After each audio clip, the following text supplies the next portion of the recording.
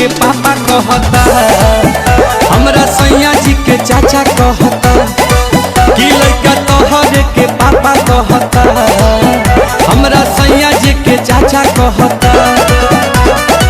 ओही दिन से खोजता ते रोवता चिल्ला के, ओही दिन से खोजता ते रोवता चिल्ला के। सोझा सा बकाई साफा कहता, लड़का तोहरे के पापा कहता कि हमरा सैया जी के चाचा कहता कि लड़का तोहरे के पापा कहता।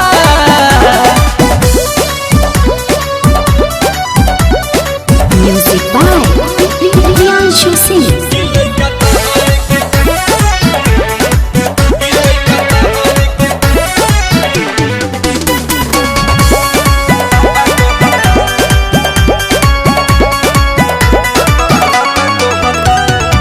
केतनो मनाई दूध पीली धराई तनिको नाही चुपाला हो। सासु ननद गोतिन देवर के छोड़ सैया के कोहरा न जाला हो। केतनो मनाई दूध पीली धराई तनिको नाही चुपाला हो।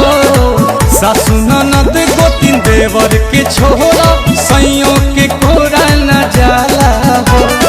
रही जात मन हमर भीतरे लजा के, अपने देरी में कातू गईला सिखा के।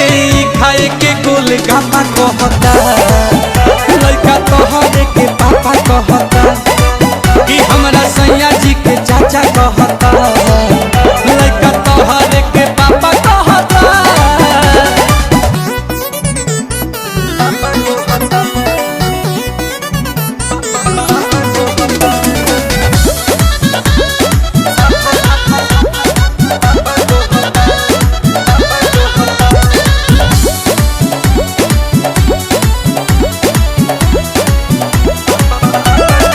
भइल रिजाला नैहर वाला लागता कि भेद खोलवाई हो। विपत के घड़ी गोविंद खड़ा ही कहरी लगे पिया से पिटवाई हो। भइल रिजाला नैहर वाला लागता भेद खोलवाई हो।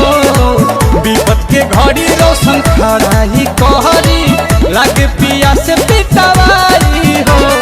लवले आशुतोष बाई गजबे के धान सोना पे पताई जाला नीलकमल के गाना।